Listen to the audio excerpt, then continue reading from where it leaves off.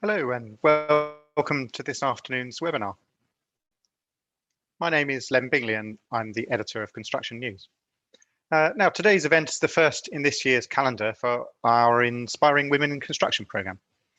This is our fourth year of events focused on helping women in the industry make career progress and on helping companies become more welcoming to women.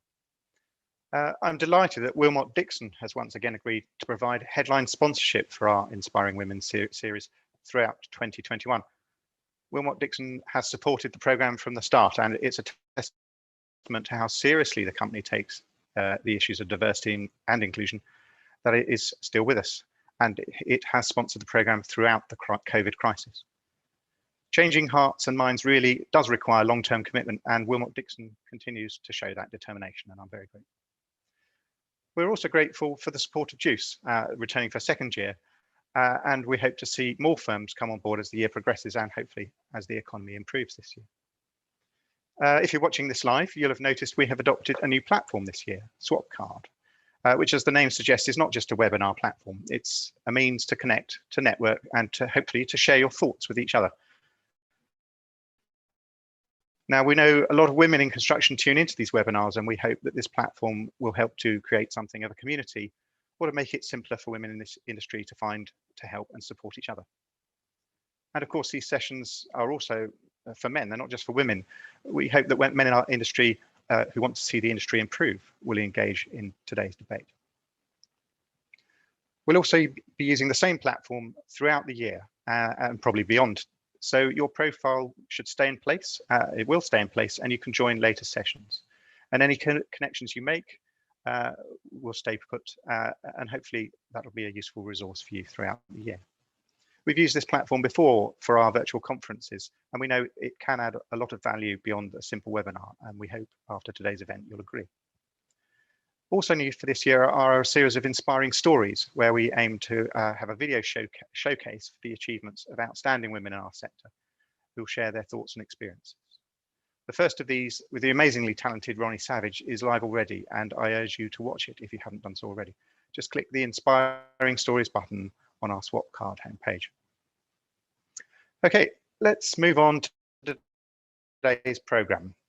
We are going to start with a presentation on flexible working, followed by a panel discussion where the focus will be on equality of opportunity in the new normal. That's the post-COVID working world we are all grappling with. After that, there will be an opportunity to meet and discuss the issues raised today with other delegates via some virtual breakout rooms hosted through Microsoft Teams. We'll be posting a link to join those discussions at the end of the panel debate. And don't worry, if you don't have Teams installed, you can join via your browser. During the panel debate, we'll be taking questions for all of our speakers today, and you can raise any questions you have via the live discussions panel on your screen. There's a chat tab if you just want to share your own thoughts with everybody else who's watching, but there's a questions tab if you're looking for an actual answer from our speakers. So do please post your questions there as soon as they occur to you. There's no need to wait for the Q&A to start. That's probably enough from me. I'm going to hand over now to Emma Stewart from the TimeWise Foundation. Emma, if you want to switch on your camera and unmute, Emma will be updating us on the impact of flexible working in construction. So over to you.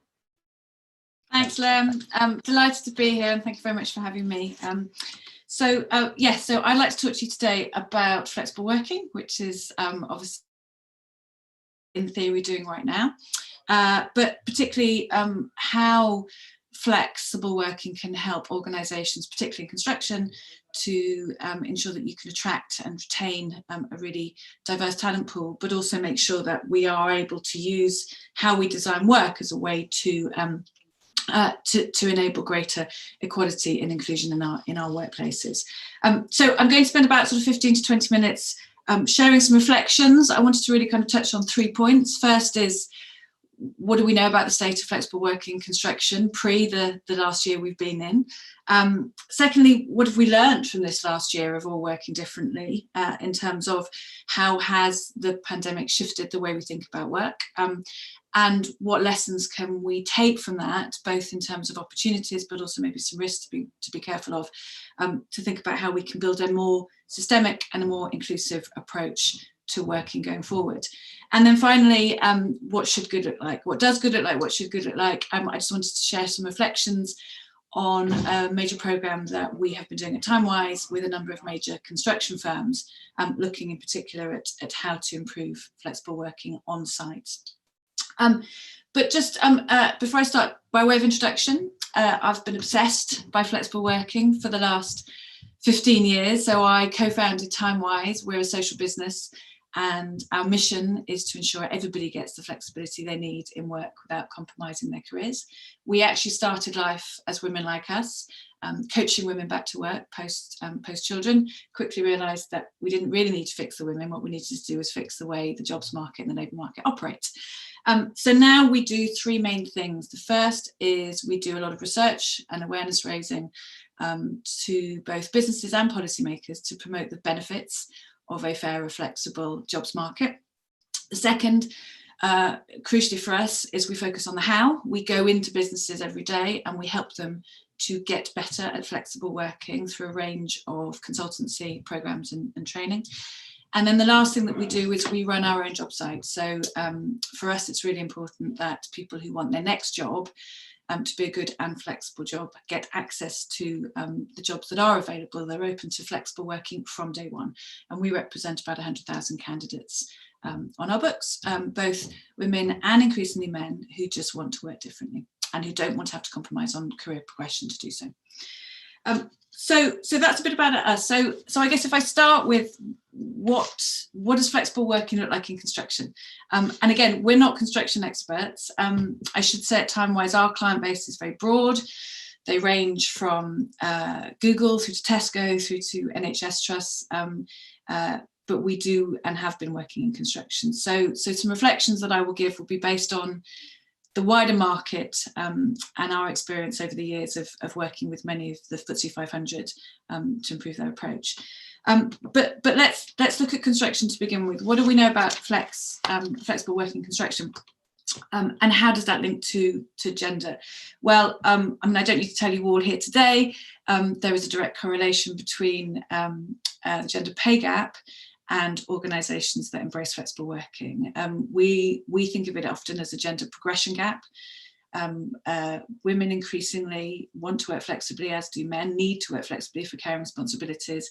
And we have a distinct motherhood penalty, often where we find women either off-ramp, drop out of work, or look to work differently, and then their chances of progressing in work are prohibited by the lack of flexibility the higher up you go in organisations. So we have an issue in construction, we know, with gender balance, a workforce of less than around about 15% of women, and far less so when we look at sites and trades. There are lots of reasons for this, but the lack of flexible working and the way that we create structural barriers to women and increasingly men to work differently, it is a key one. It's an industry with long hours. It's an industry where people travel away from home a lot. It has high stress. It has high mental health issues, and it affects men as well as women. So issues around well-being and mental health from the broader inclusion of gender are really important in the industry, we know, as well as issues around gender parity. And when I say flexible working, it's an industry that has a complex relationship with flexibility. At Timewise, we talk about flexible working across three axes: how much we work, so whether we're working part-time or full-time; where we work, which clearly in construction has historically been a challenge because the assumption is you have to be in an office or on a site to do your work; and then when we work, which again in industries like construction, particularly in operational roles, is an issue because often we need to be working on projects, working in teams, and the ability to flex start end of days can be quite challenging. So we know it's complex in the industry to get it right, and we know at the moment that if you want to work in construction, or if you want to move in construction, you have very few jobs that are open to flexible working from day one to apply for. And our research at Timewise tracks the state of the flexible jobs market. So how many jobs are open to flexible working from day one, crucially not after 6 months. we know the national average is only still around 22%. But construction is one of the worst sectors for advertising jobs as flexible. So if you wanted to pick any sector to work in and you needed some form of flexibility, construction would probably not be on your list initially. Only 12% of job vacancies in construction reference the opportunity to work flexibly at the point of hire. So there's clearly a need to stimulate more proactive conversations about flexible working for women and for men, for all kinds of reasons. And there are clearly commercial necessities to do this for the industry to make sure that it can both attract and retain great talent and also diverse talent. So there's a need to do something. There is also an opportunity to do something because we have just lived through a year of working differently. And so the reason I wanted to sort of talk about this today is because I think we've got an opportunity to act now, to catalyse and to hold on to some of the things that we've learned, but also to be mindful of some of the risks that COVID has flagged in the context, particularly around gender equality. So that's a bit about how the lay of the land. So what have we learned from the last year? Well, we've learned some tough but some really good lessons. I mean, it's been, we all know, a really, really difficult year for everyone. But we've learned that the reasons to say no to flexible working have in theory been busted. We know that we've kind of ripped the rule book up when it comes to thinking about working differently. Many business leaders have realised that they can trust people who work differently and who work remotely. And they have also realised that roles that we never thought possible to be done out of offices or off sites have been, and particularly in construction, we've seen that. We've also learned that the last year has shown that the stigma around flexibility has to a certain extent disappeared. Working from home has humanised us. It's democratised flexibility. We've seen all kinds of people with their family, with their pets, working differently. And there's an opportunity here from a communication perspective to think about how we can leverage that. It's not just for mum's conversation. You know, flex is for everybody, and everybody has to a certain extent this year worked differently and worked flexibly. We've also learned that we can be, in the main, as productive. Although, having said that, we have definitely seen in the last 4 to 6 months some real challenges with people sustaining this way of working. But crucially, you know, we haven't all fallen off a cliff. We've managed to cope, and we've learned that the demand for flexible working is enormous. Prior to the pandemic, we at Timeways did lots of research. We knew that roughly 9 out of 10 people in the UK wanted to have some flexibility and crucially control over how they work when it comes to how much, when or where.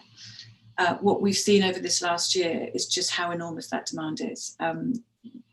You'll see all the reports, you know, ranging from sort of an average 70% of people, I think, want to retain some form of flexible working. And businesses are waking up to that and are looking at how do we manage the transition? How do we manage the going back to the office, stroke not going back to the office, hybrid working, etc. So we have an opportunity to catalyse here. But we've also got some warning signs as well. So we have all seen, we've all been under strain. We have seen well-being plummet in many organisations, and we've seen real work creep between, you know, whether we're at our office desk or our kitchen table. It's fair to say, and it's a really important point, that what's happened over the last year has been a remote working experiment, and remote working is only one form of flexible working. So we have seen people working in different locations in the main, but what we have not necessarily seen is people working less. It's actually the opposite. On average, the UK has been working around 2 hours more a day, as have many other European and global firms. What's slightly concerning, according to OECD analysis, is that European firms are starting to go back to normal working hours. We in the UK are not. And for an industry like construction that has always had long hours, that's clearly a watch out when it comes to thinking about well-being. We've also seen issues around isolation, issues around communication. You will all know, you know, working in this way permanently is not ideal. And we've also learned that the pandemic has not been the same for everybody. I mean, it's an obvious but important thing to say. So from a ED&I perspective, from an inclusion perspective, we have not had the same experience. And women have definitely disproportionately taken on more. And we know from lots of research, we have taken on more domestic responsibilities, more homeschooling, and more of the other work that we need to do in our households. Women have also fallen out of work, slightly more than men. And we know from reports from the TUC that a significant proportion of women have actually been refused furlough due to the need to try and work less or be on furlough because they have not been able to manage work and caring responsibilities. We know it's affecting men as well, but the disproportionate burden is falling on women. And that's a big watch out in terms of thinking about not rowing the clock back on gender equality. It's an irony that we have a flexible working sort of revolution in theory, but we want to make sure that actually women do not miss out because of it.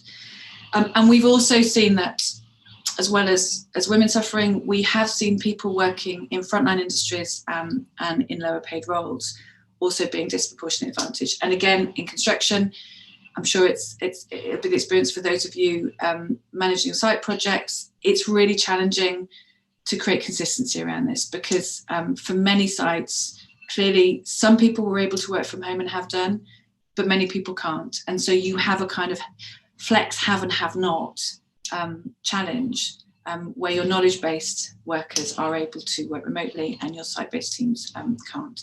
So, we have an issue around fairness when it comes to thinking about how we move through this and out the other side. So, so what needs to be done? Well, what can we learn from what we've learned over the last year, and also what we know about how to improve flexible working more broadly? I'll just give you some thoughts based on what we've seen in the market at Timewise, and then I'm going to talk to you a bit about construction. But broadly, there are kind of three things to focus on. The first to focus on is we need to really adapt our culture and our behaviours to make sure that we can sustain ways of working flexibly and to make sure that they are inclusive and fair and consistent as we come out the other side of this.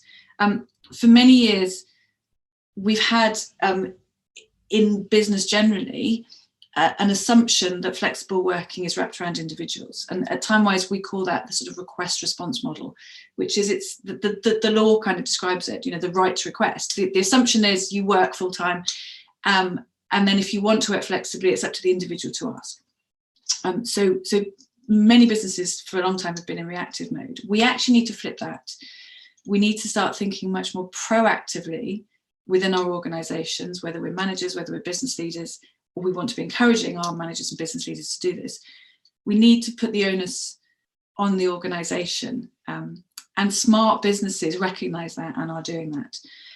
So just to give you an example, I mean, pre-pandemic, we did some research with the Chartered Management Institute, and it highlighted that only 1 in 5 managers had ever had a proactive conversation with an individual about how they were working at a performance review.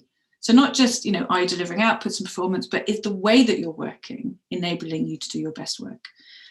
So we need to start having proactive conversations. And that's driven from the top.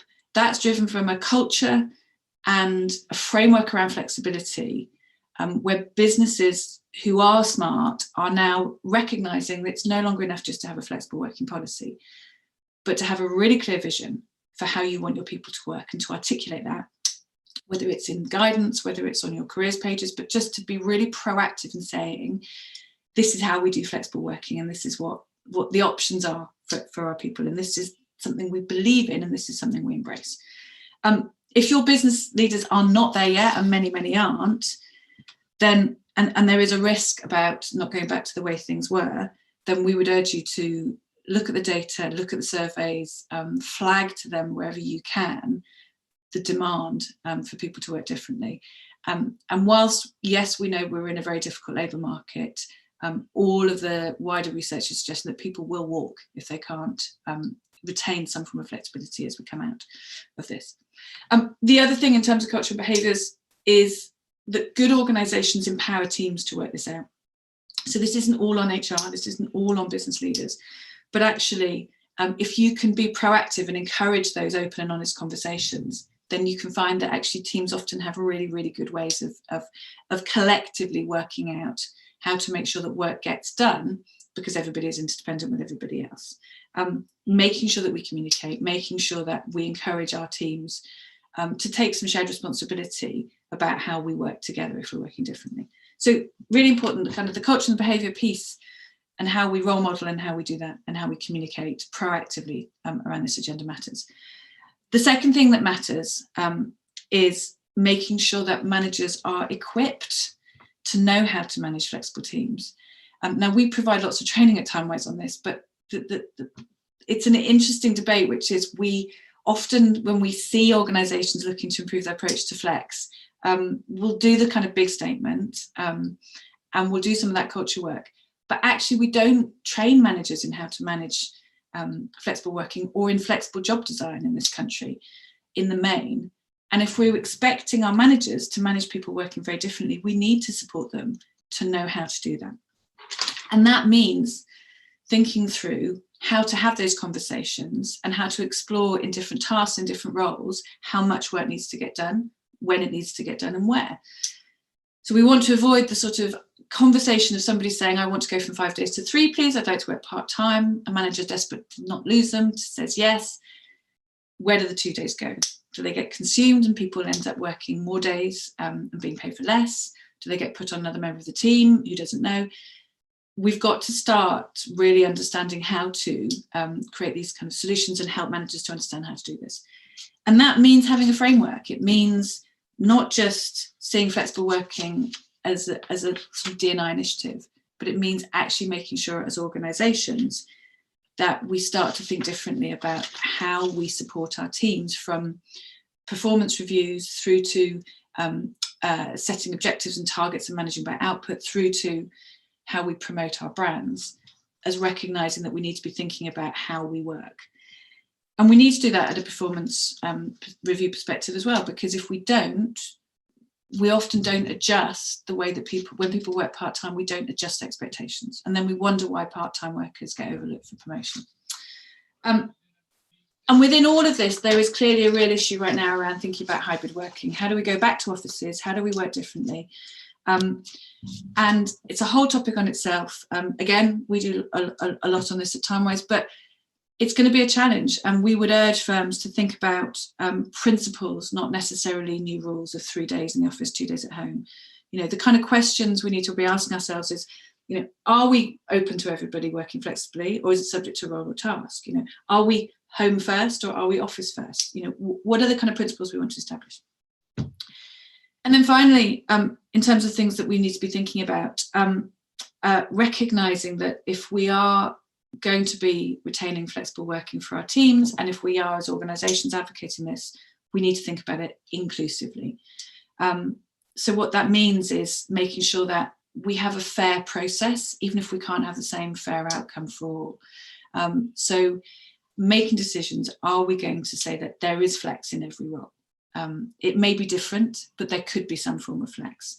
Recognising that different groups of people will need different kinds of flexibility, and working through how to respond to that.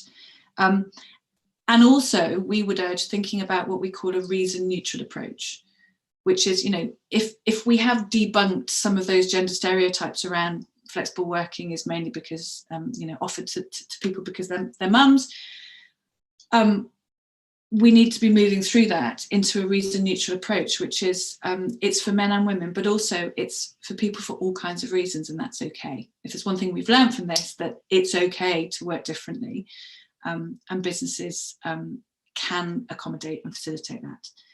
And we need to be careful when we do, and when we start to develop hybrid approaches to work, that whilst we take that approach, we are also really conscious of bias, and that we will not, when we have people who are retaining a lot of flexible working from home, overlooked for the office chats and the opportunities. And that's going to be hard, and it's going to be a challenge, but it is possible to work through and we will be on Zoom, and we will be working remotely for some time to come, and we have to do that if we want to be inclusive.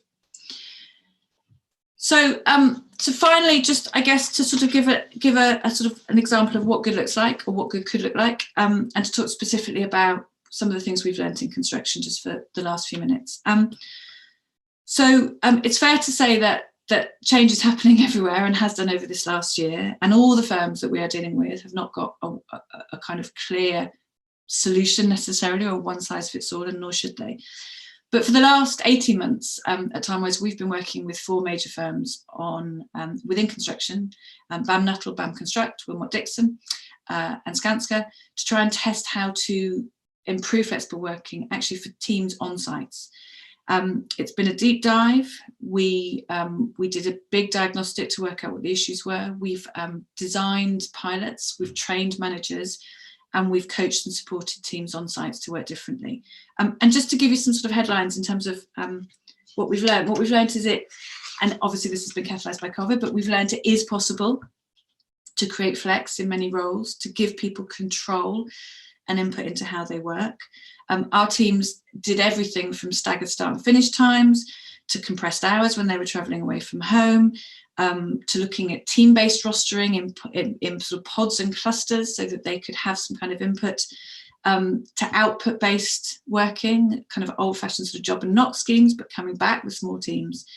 And we include labour desk and supply chains in order to make it fair. So the report will be published at the end of May. I won't go into all the detail, but it is possible, and construction can do this. Why it worked? Partly because they had to, but some of the lessons were communication from the top was really clear. We want to change the way we operate. We will not judge you. There is no guilt here. Managers were brought in, and managers worked with smaller teams, communicating far more about preferences and how people needed to work. We redefined the why. It wasn't just an occasional, I need to see the doctor, I need to do something different. It was it's okay to ask. And the teams that we worked with, the foremen on the sites, felt able to have those open and honest conversations because that stigma and that culture had gone away, and they felt able to test different ways of working. And the impact has been significant. Wellbeing scores, engagement scores, and a sense of control had gone up for pretty much every pilot that we worked on. We had, and this was mainly men actually, we were working with, giving us stories about how they finally knew where their kids' classroom was, and they actually were on first name terms with the teacher, something, you know, people who'd just not done school drop-off ever before. And we had guys cooking meals in the evenings as opposed to eating out of tin cans. I mean, these are kind of harsh stories, but really powerful. And critically, commercially, the projects are doing fine. So it was a really interesting kind of experiment to show that actually you can facilitate more control. Clearly there are bigger issues, but this is something just really powerful. So just to kind of leave with a couple of thoughts, 4 things really. First is, I guess 4 questions for you. First, are you putting in place the communication and the kind of culture change you want? Secondly, does your team believe that there is flexibility in every role? And are you considering that? If not, why not? Thirdly, are you ensuring, or is your organisation ensuring, that everybody has access that's fair to different ways of working flexibly? And finally, are you open as an organisation, or is your organisation open to flex from day one? And if so, is it saying so? If your businesses, your organisations aren't doing this, I would urge you to ask them why not. Because now's the opportunity to really rethink how we work, and hopefully to learn from this challenging period so that we can change the way we need to work for good for the future. Thank you. Well, thanks very much, Emma. Absolutely fascinating presentation, and I certainly took away a lot of tips there about how I manage my team and how we advertise roles as well within Construction News. Now, if you could stay with us, Emma, we'll move on to our panel debate now. We're going to discuss how the pandemic has affected working patterns and what this means for women in the industry. So if our panelists could switch on their cameras, please. Now, joining Emma, we have Emily King from Mid Group and Catherine Wenger from Our. Emily, would you like to go ahead first and introduce yourself, please? Yeah, thanks, Lem. And thank you, Emma. That was fascinating, actually.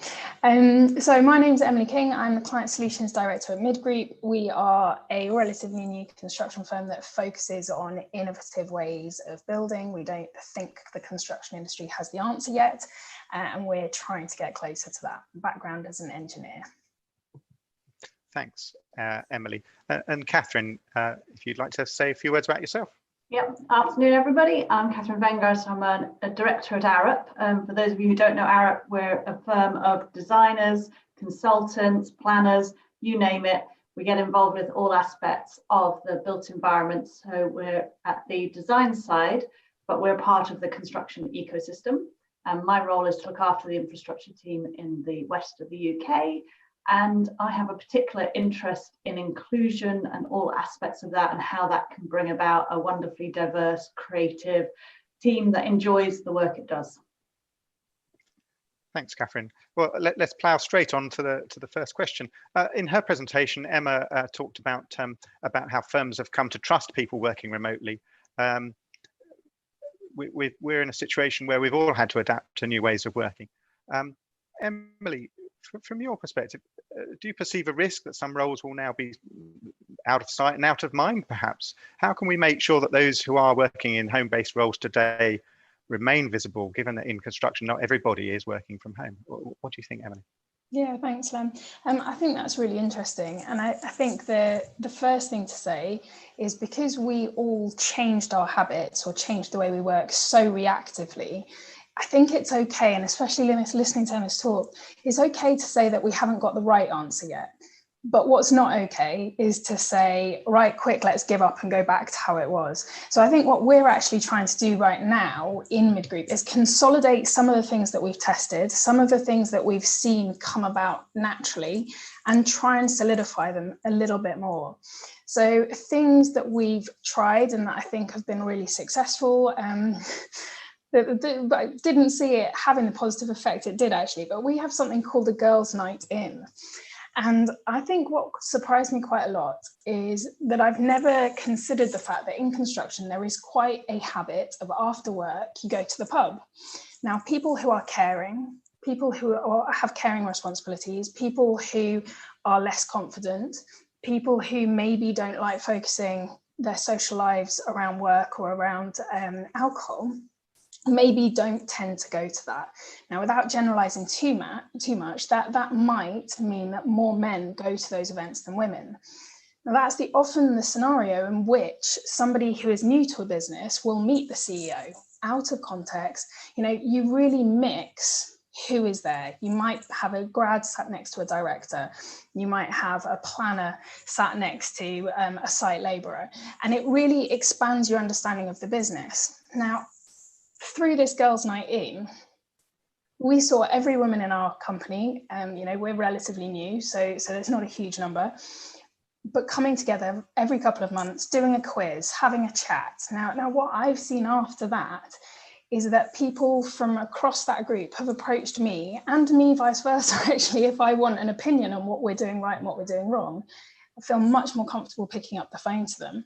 Now, I'm not saying that's the correct setting or name, and you know, we'll move forward in one way or another, but it's been incredible to notice and recognize the fact that I didn't even know all the women in our company. Now for me, that's a negative realization, but really positive that we've got there. I think another thing that has definitely happened and is has a similar positive effect is rather than just walking through an office and saying that person looks okay, that person looks okay, and sitting down and letting people approach you, we're having one-to-one conversations on Teams. People feel like they have a dedicated voice to listen to, that they can hear. And I really think that the maybe less loud, maybe less confident people are having more of a voice and really demonstrating their ability more. So I really, really hope that we cling on to that and keep that going as a real positive outcome. Thanks, Emily. Catherine, obviously, Arup is a much larger organisation than Midgroup. But what things do you think have worked for your from your perspective about making sure that people are equally visible no matter where they're working from? Yeah, so there's a couple of things there. I think the first one is about Teams etiquette.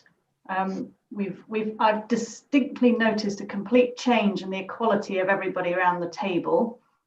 We have now got into this wonderful habit of putting up our hands and keeping quiet and waiting for our chance to speak, or putting some comments in the chat. And that's been wonderfully leveling and has meant that we haven't had the dominant characters take over for the whole meeting. So for me, that's meant that everybody has had their voice heard. And the second one, I've written it down as my note, was about gate crashing. But I mean in that virtuous gate crashing, in that it's very easy to invite somebody else into the meeting.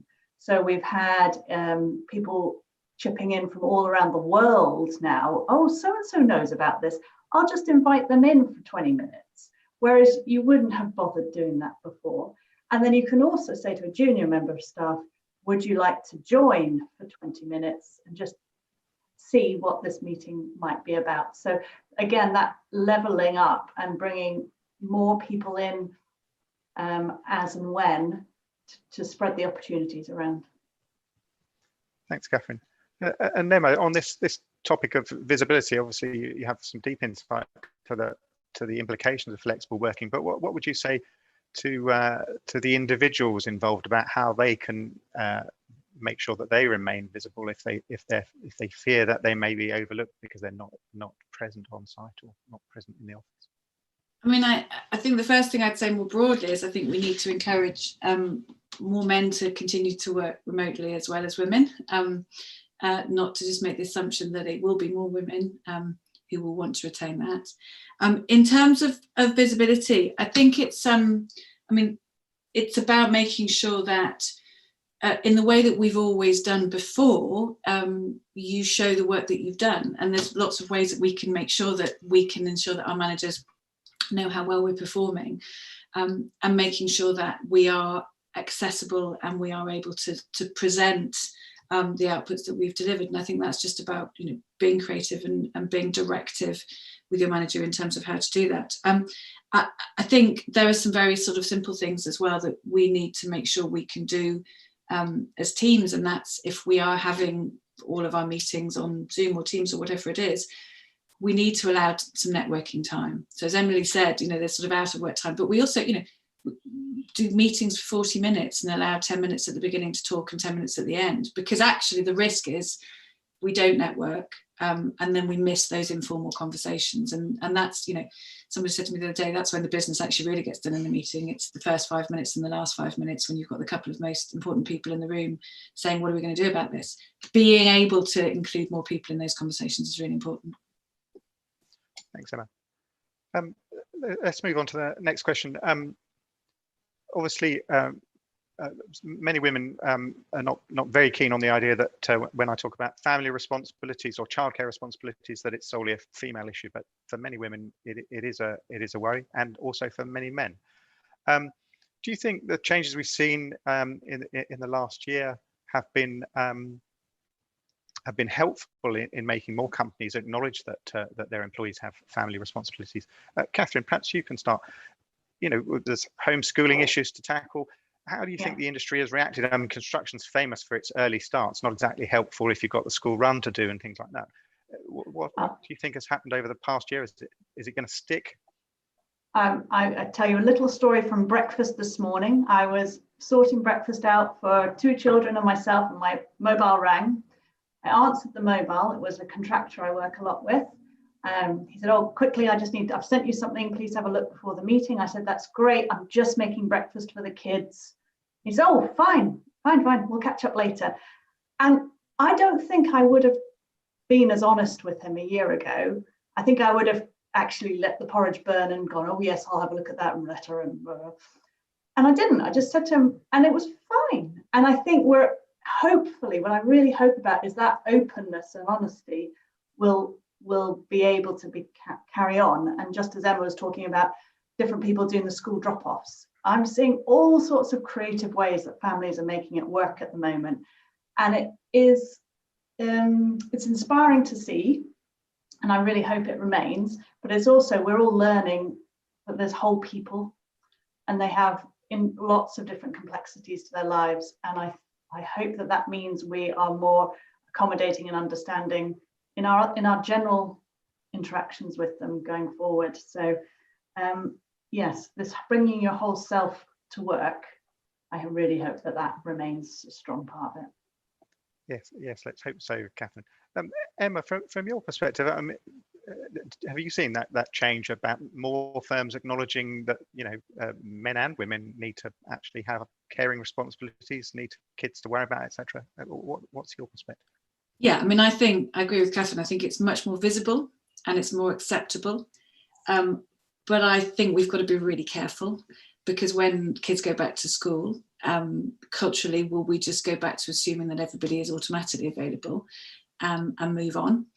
And I think we've got to make sure that this stuff doesn't just happen, that organisations have a responsibility to, as I said in my talk, think about kind of not just giving people more control over how they work, and think about changing maybe some of the schedules and the structures and the meetings and the expectations, and crucially being open to people working less as well. So I think part-time is the sort of Cinderella of flexible working. We've all worked in different locations, but actually a lot of people want to work less, and they don't want to have to give up the opportunity to progress because they want to work less. And I think that's the one thing I would say we really need to think about going forward. Thanks, Emma. Emily, what's your view? I suppose really we're talking about work-life balance, aren't we? We are, absolutely. And I think my optimistic view is that the past year we've all been more visible, and men and women alike, and I think that has actually hugely helped. We have all been on calls where our children are interrupted, but equally we've been on calls where our male colleagues' children are interrupted. So that has acted as a levelling thing, I think. I would argue that women have still taken on mental responsibility, but I know I'll get backlash for that. I'm talking about my personal experience. I might not be the person looking after the kids, but I know what they're eating for lunch. I know what they're eating for dinner. So I might be on this call, but I know exactly where all of them are. I know what they're doing, And so I think there's got to be a recognition that visibility is one thing. I think we as women are still protecting ourselves. I don't think we share everything because we're still professional. And actually we want to put forward a professional front, and that's really important. My worry moving forward is exactly that we all think now it's fine, and then we continue to try and juggle, and we continue to try and do too much because we are, exactly as Emma I think said in her talk, we're all working longer hours, and it's not sustainable. My current day is not sustainable. I'll be the first person to say that, and it won't magically go back to normal on Monday, and I think that's the misconception.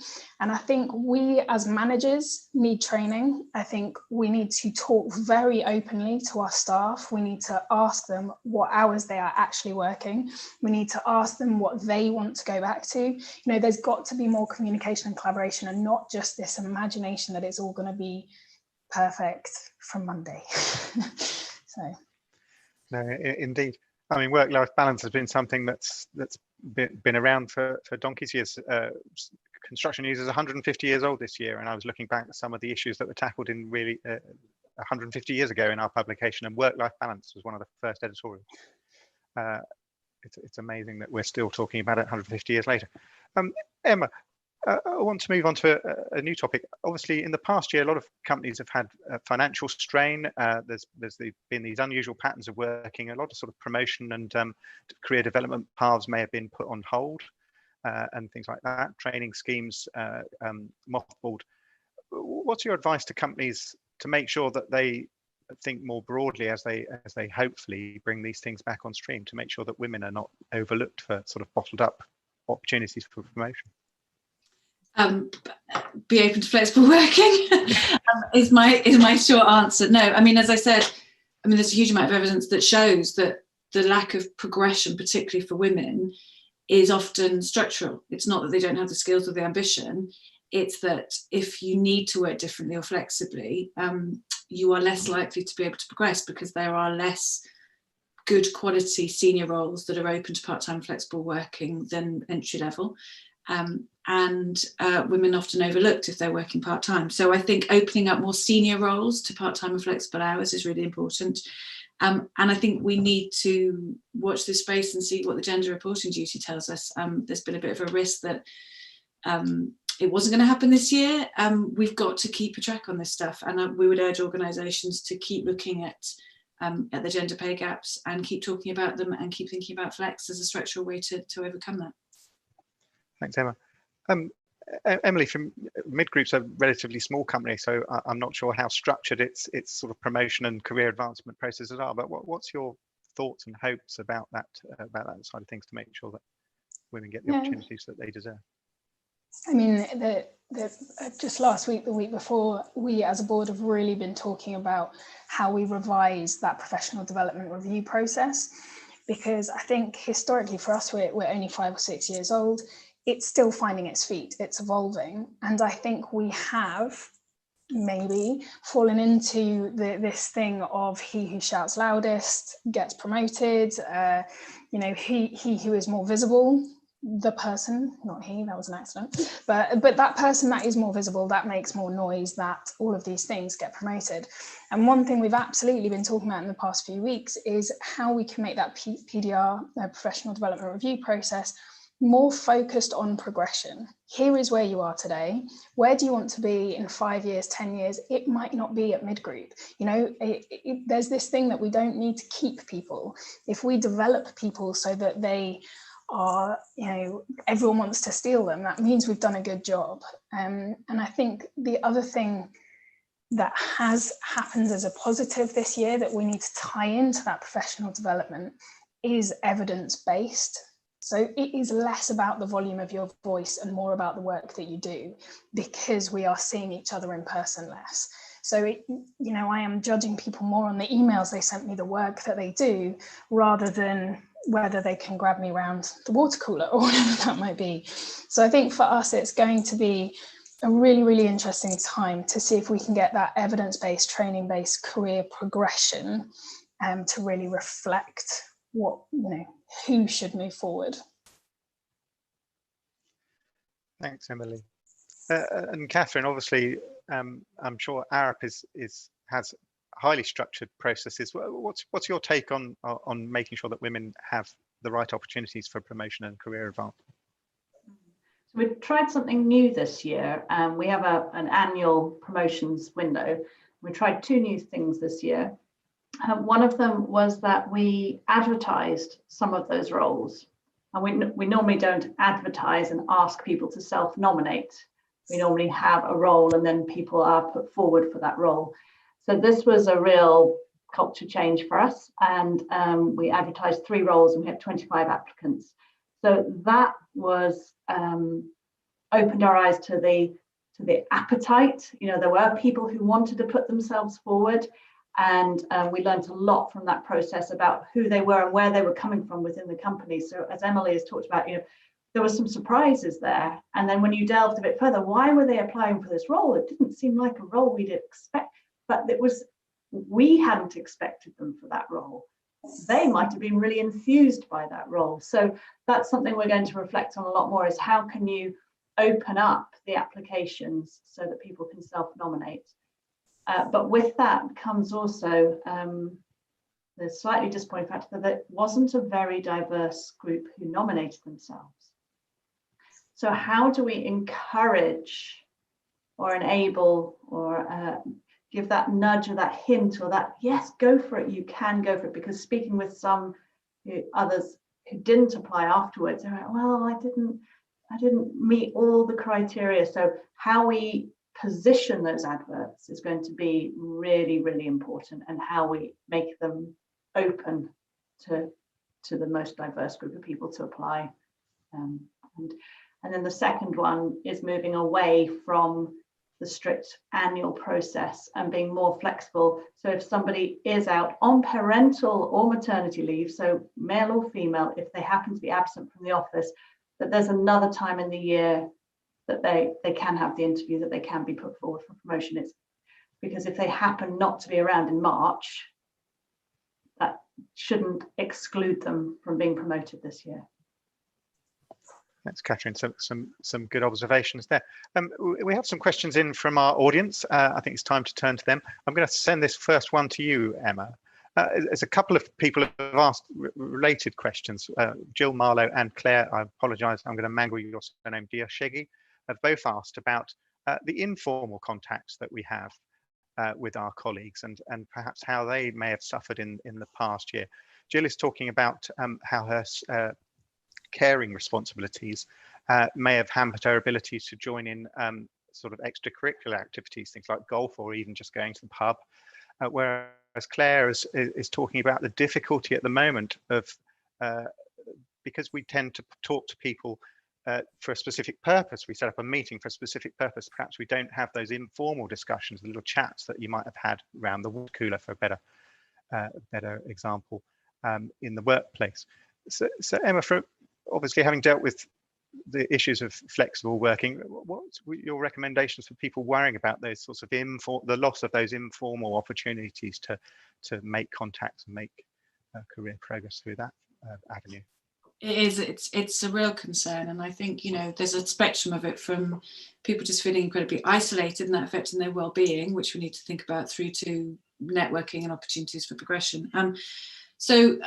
I mean, we're seeing firms do lots of different things, but I mean, one important thing is to make sure to build opportunities into the working day, because, you know, and this has historically been an issue for women, which is, you know, networking events happen in the evening and they happen in the morning. And so even before the pandemic, it was very hard to always network, because you're often on the school run, for example. But it's, you know, even for people without kids, it's making sure that, I think there's an organisational responsibility to try and give people space. And I think we all need to take responsibility. And it's hard when we're working so intensively, but just to build some time into our day to have conversations with our colleagues, not necessarily about work, but just to have those conversations.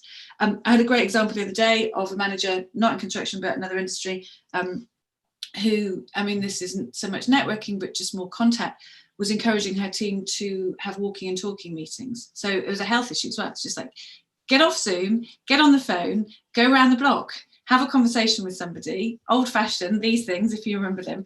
And it just opens you up to slightly different ways of communicating. So I think it's just, you know, we need to just keep trying different things, and but recognise that, you know, our organisations have responsibility to encourage this as much as we have to kind of recommend ideas.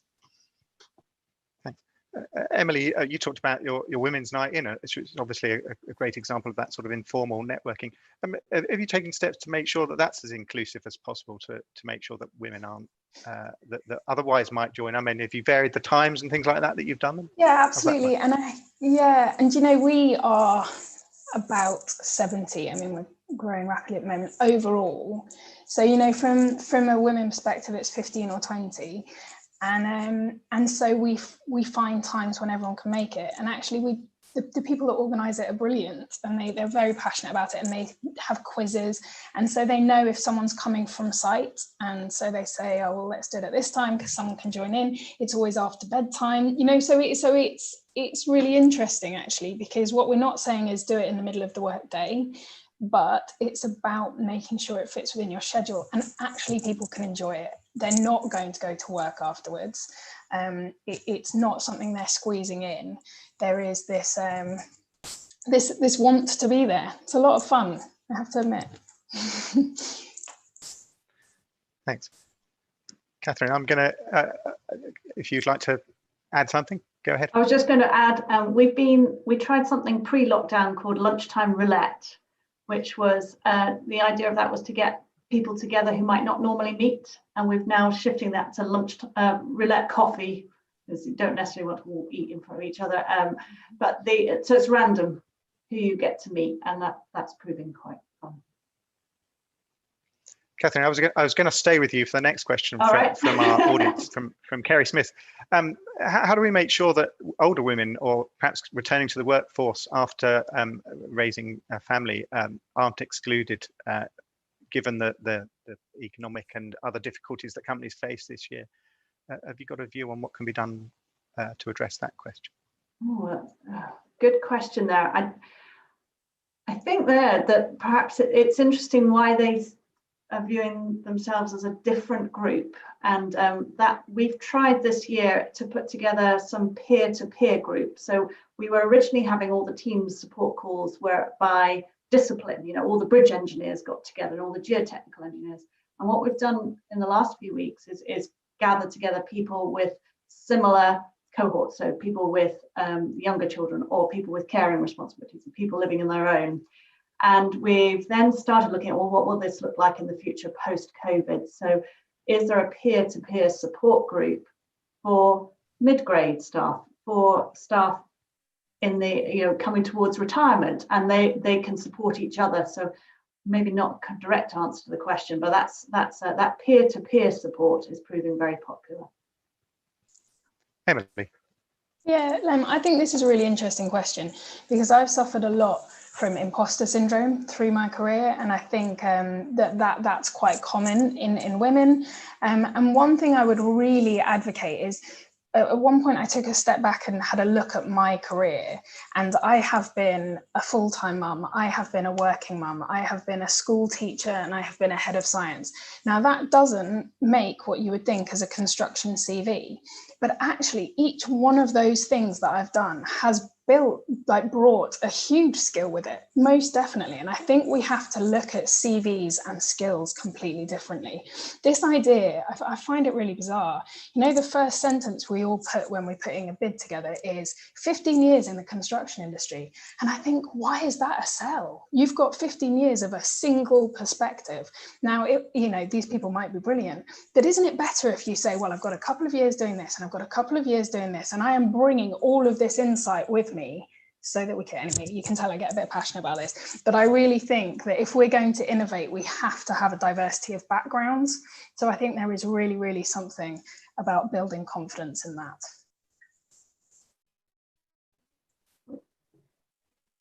Can I build on that, Lem? Is that right? he's gone silent on my screen. Yeah. So I'm just going to add to that. I think you've got something to add. Yeah. So something I've often talked to people about is when they come back from having been out for whatever reason, and they say, oh, you know, I haven't been working for the past 1 or 2 years. I said, well, what have you been doing? All right, what have you learned? Okay, yeah. If you've probably learned loads about conflict management, about how to resolve competing priorities, all of these things. So exactly as you're saying, some of the most useful management leadership skills, then they're not to do with the technical stuff that we've been dealing with, and you will get as much of that from having handled a house full of teenage and young adults or toddlers as you will have done from being on site all that time.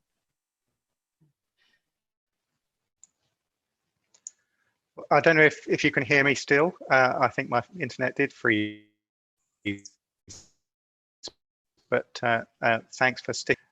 Emma, we have a question here about if there's a risk that flexible working might create a sort of two-tier stream where people who go down that flexible working route are disadvantaged in some way.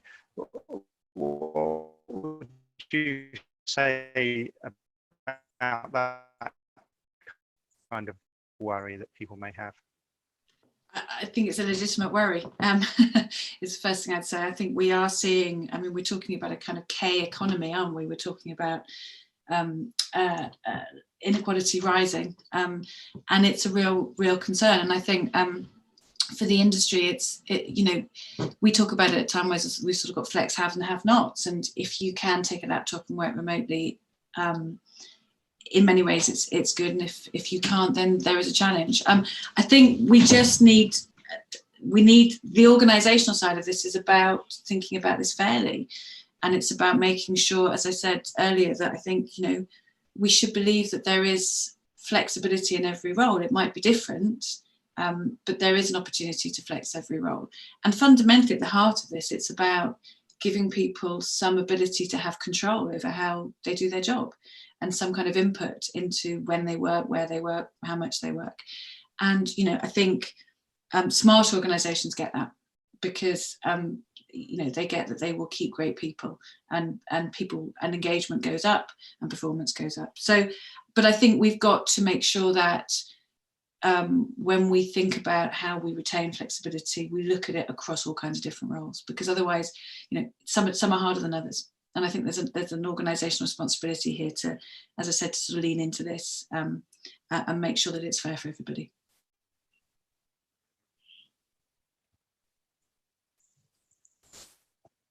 Thanks, Emma. Moving on to another question from Harry and Edwards. Someone who describes themselves as a junior within a construction team. They're asking how did junior Emma, perhaps you can give some advice about that.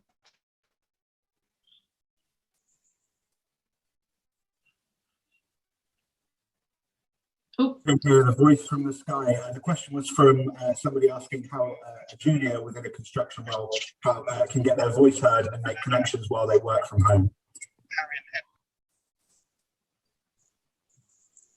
Emma, did you want to address that first and then move around the table? Yes.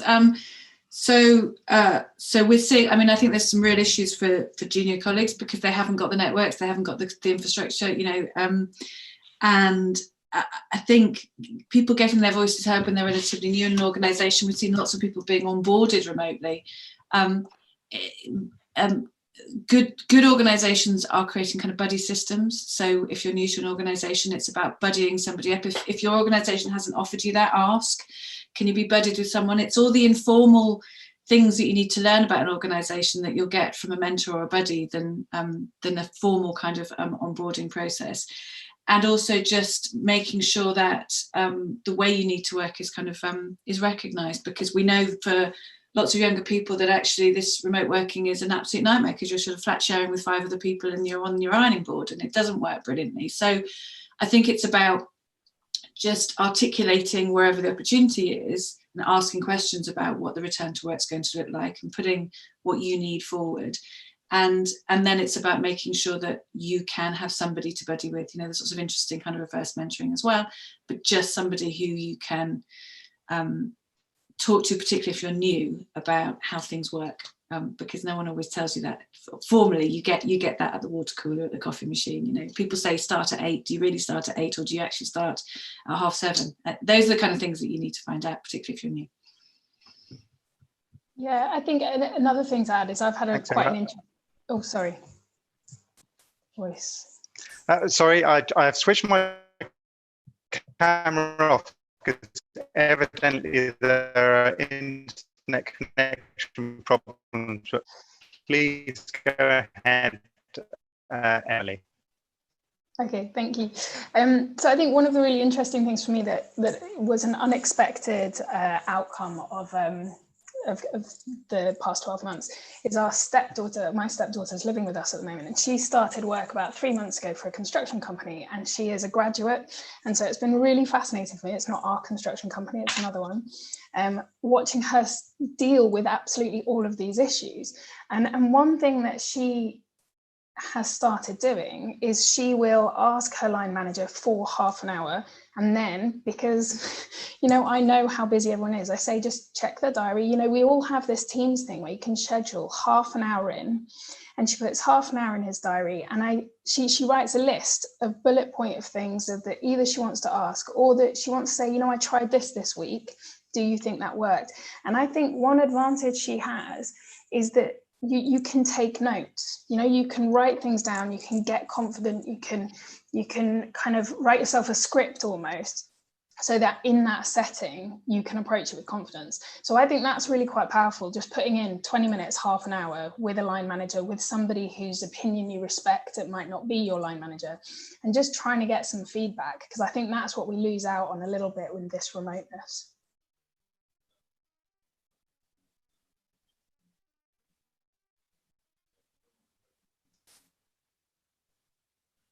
I've had some internet connection problems on my side, a bit of a nightmare when you're the chair. We've come to the end of our allotted time, I'm afraid.